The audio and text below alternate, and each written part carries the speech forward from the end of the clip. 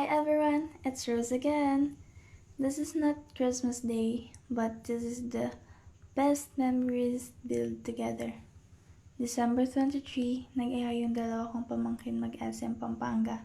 Naglibot-libot kami, naglaro sa arcade, kumain sa Jollibee, tapos nagtibot sa Sky Ranch.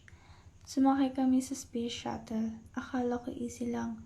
Nung malapit na kami sa pila, sobrang kaba na. Tapos nung sumakay kami, napunta sa dulo. Nung unang ikot pa lang sobrang nahilo. Tas hindi sinasadyang tumingin sa ibaba. Ang ending, nalula. Mas lalong natakot. Madaming ikot din. Pagbaba namin, sobrang hilo. Dami po naming tawa. December 24, nag-aya po silang maglaro ng badminton. Kaso yung shuttlecock napunta sa bubong. Tas tinignan po namin kung malapit lang po ba yung napaglagyan. Kaso malayo, hindi po namin kayang kunin. Kaya nag-aya na lang sila pumunta sa Fiesta Community.